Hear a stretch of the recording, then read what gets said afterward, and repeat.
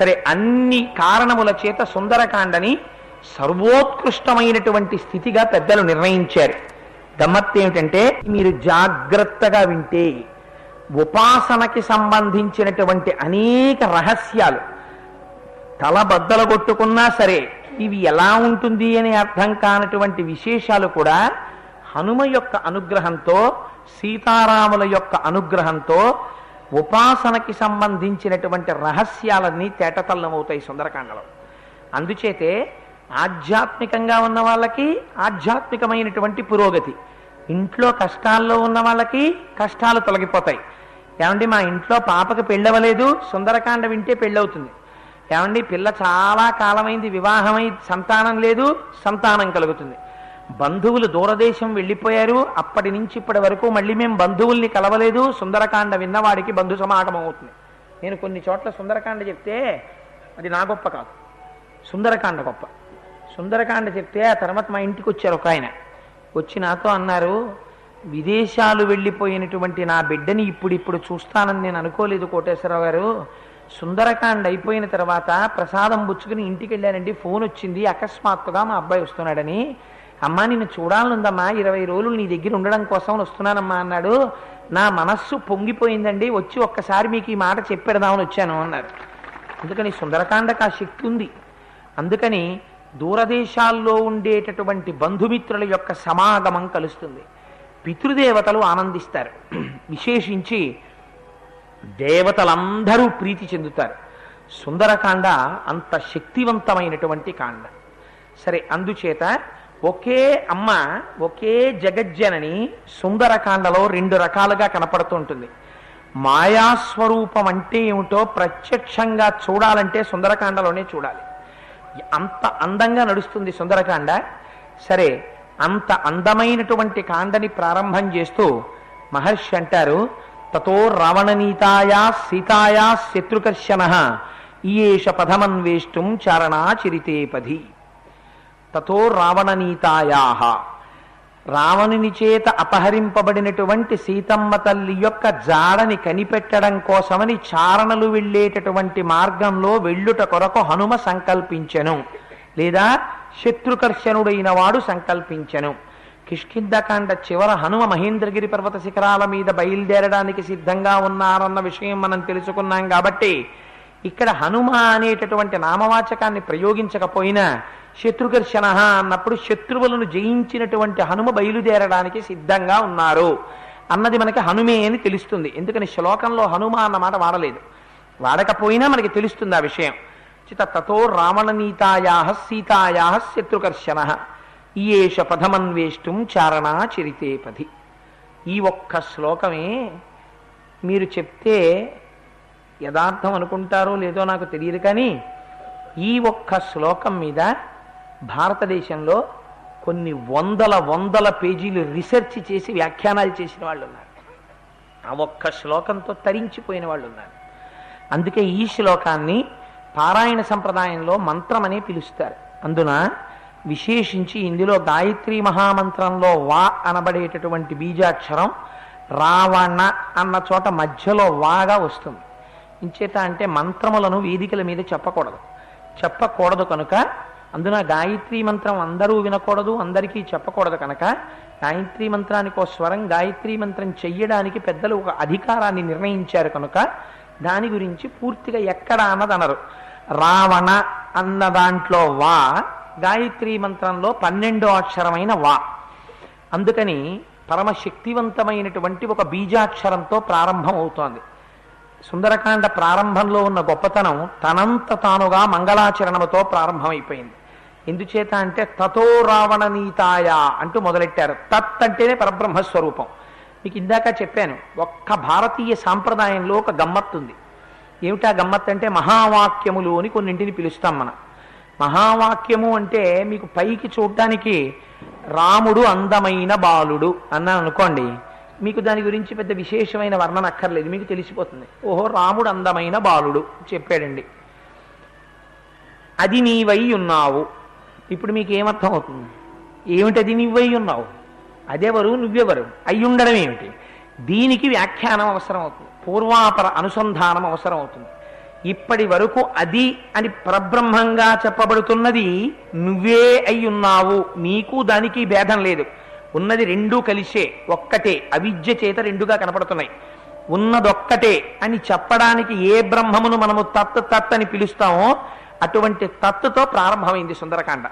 తతో రావణనీతాయా సీతాయా శత్రుకర్షణ. ఆ సీతమ్మ తల్లి యొక్క జాడ కనిపెట్టడానికి ఈయేష సంకల్పించను. ఎవరు? హనుమ. హనుమ అనొచ్చు కదా. ఇక్కడికి వచ్చేటప్పటికి మహర్షి ఒక మాట వేశారు, శత్రుకర్షణ. శత్రుకర్షణుడైనటువంటి వాడు సంకల్పమును చేశాను. మీరు రామాయణాన్ని మొట్టమొదటి నుంచి వింటూ వస్తున్నారు. ఎక్కడైనా హనుమ ఎవరితోనన్నా యుద్ధం చేసి ఎవరినైనా చంపినట్టు వాల్మీకి మహర్షి ఇప్పటి వరకు రామాయణంలో ఎక్కడైనా చెప్పారా? వాల్మీకి రామాయణంలో ఇప్పటి వరకు జరిగిన ప్రవచనంలో ఎక్కడైనా హనుమ యుద్ధం చేసి ఫలానా వారిని చంపారు అని మీరు ఎక్కడైనా విన్నారా? ఇప్పటి వరకు ఎక్కడ వినలేదు కదా. మనం ఎవరితోనో ఆయన యుద్ధం చేసింది వినలేదు. మరి అటువంటప్పుడు శత్రుకర్షణ అనడానికి ఆయన ఏ శత్రువుల్ని సంహరించారు అంటే, శత్రువులను సంహరించిన వాడు అనడానికి కారణం ఆ శత్రువులు బాహ్య శత్రువులు కారు, అంతఃశత్రువుల్ని గెలిచారాయన. ఎవరా అంతఃశత్రువులు? అందుచేతనే యోగి పుంగవుడై సాధకుడిగా మాత్రమే ఉన్నారు హనుమ. ఎందుచేత అంటే మొట్టమొదట ఆత్మదర్శనానికి బయలుదేరేటటువంటి యోగికి ఉండవలసిన ప్రథమ లక్షణం ఇంద్రియ నిగ్రహం. ఇంద్రియ నిగ్రహమే లేదనుకోండి, శమము దమము అని రెండు మాటలు వాడతారు. శమము దమము అంటే బాహ్యేంద్రియముల యందు నిగ్రహం ఉండాలి, అంతరింద్రియముల యందు నిగ్రహం ఉండాలి. ఈ రెండూ నిగ్రహించగలిగినటువంటి వాడు ఎవరుంటాడో వాడు మాత్రమే పరబ్రహ్మమును గురించి ఆలోచిస్తూనైనా కూర్చోగలడు, ధ్యానం చెయ్యగలడు. మీకు ఒక ఉదాహరణ చెప్తాను. మీరు ఏదో ఒక మంత్రం పుచ్చుకున్నారనుకోండి, ఆ మంత్రమునకు ఒక అధిష్టాన దేవత ఉంటారు. ఆ అధిష్టాన దేవత యొక్క స్వరూపం ఇలా ఉంటుంది అని మీకు గురువులు మంత్రోపదేశం చేసినప్పుడు చెప్తారు. చెప్పి దానికి ఒక ప్రార్థనా శ్లోకం చెప్తారు, అంగన్యాస కరన్యాసాలు చెప్తారు. చెప్పి నాయనా నువ్వు ఆ మంత్రం చేసే ముందు ఈ ప్రార్థనా శ్లోకం చెయ్యి, ఆ మంత్రాధిష్టాన దేవతని ఈ స్వరూపంగా నువ్వు ధ్యానం చేయి మనస్సులో. బాహ్యనేత్రములను మూసి ఆజ్ఞాచక్రం మీద ఆ మంత్రాధిష్టాన దేవత యొక్క దర్శనం చేస్తూ ధ్యానం చేయమని చెప్తారు. మీరు బాహ్యనేత్రములను మూసినా మీ మనస్సు ఒక నేత్రంతో ఉంటుంది. అదే గమ్మత్తు. మీరు ఇక్కడైతే నేత్రములను మూస్తారు, మూసి మీకు ఇచ్చిన మంత్రాధిష్టాన దేవతా స్వరూపం గురించి మీరు ధ్యానం చేస్తున్నారనుకోండి.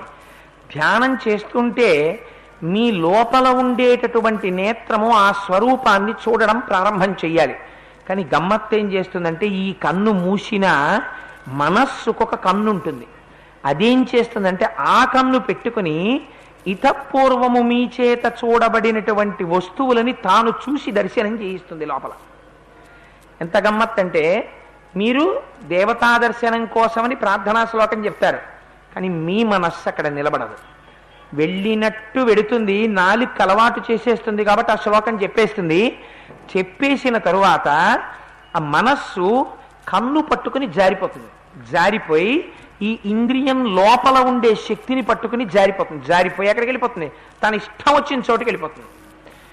ఇలా కూర్చుని ధ్యానం చేసుకుంటున్నాం అనుకోండి, ఒక శ్లోకం చెప్పామనుకోండి, నిన్న రాత్రి వస్తూ రైతు బజార్ నుంచి వెలగపళ్ళు తెచ్చాను, ఇది వెలగపండు పచ్చడి చేస్తుందా ఇవాళ అని మీకు ఆలోచన వచ్చింది అనుకోండి, ఈ కంటితో మీరు చూడక్కర్లేదు రైతు బజార్ని. నేను హాస్యం కోసం ఈ మాటలు చెప్తున్నానని మీరు అనుకోకండి, నేను చాలా ఒక గంభీరమైన విషయాన్ని ప్రతిపాదించాలని చెప్తున్నాను.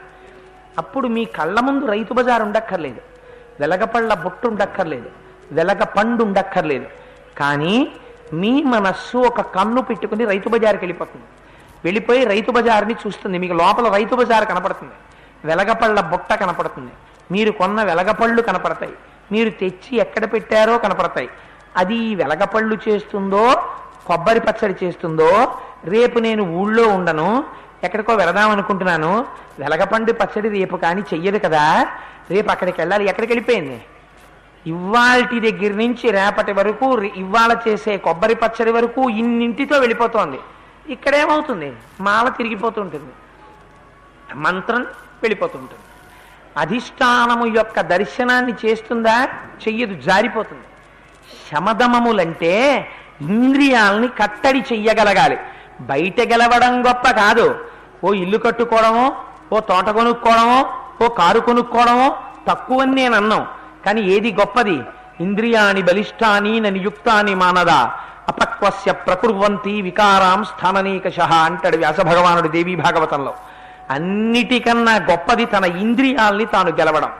మీరు ఎంత వద్దని చెప్పండి, మీ మీద ఇంద్రియాలు పోరాటం చేస్తూనే ఉంటాయి.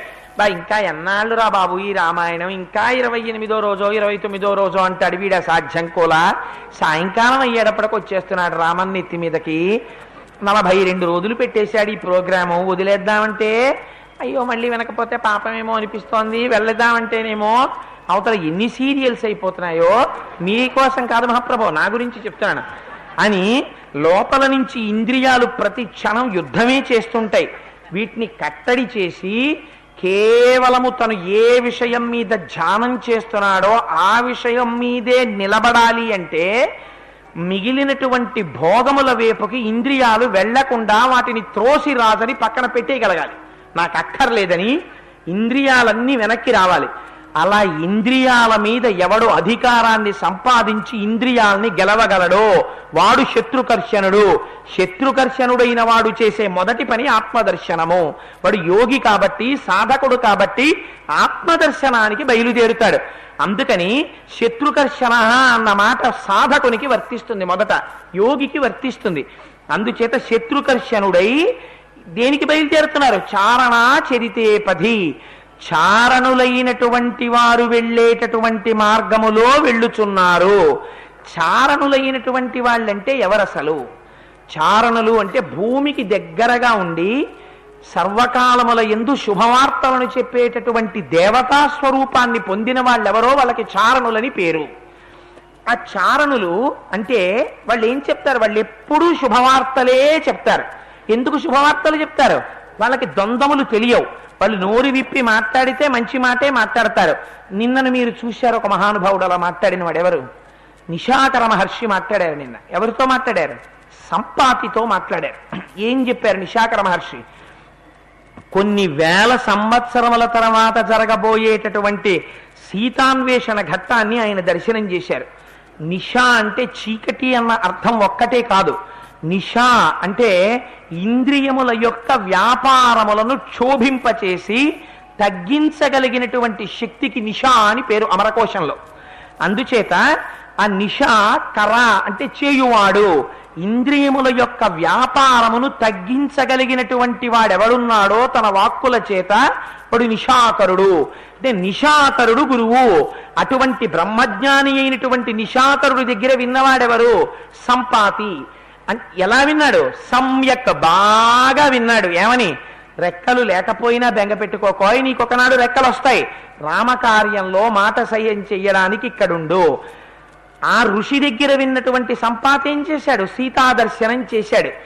ఇవాళ హనుమ మిగిలిన వాళ్ళు లేకపోయినా సీతమ్మ అక్కడ ఉన్నది అన్న నమ్మకంతో వెడుతున్నారంటే ఎందుకు వెడుతున్నారు? సంపాతి చూశాడు. నాకు ఆ బలం ఉంది, జాతి చేత బలం ఉంది, ఆహారం చేత బలం ఉంది, దివ్య దృష్టి చేత బలం ఉంది. ఇక్కడ నుంచి చూస్తే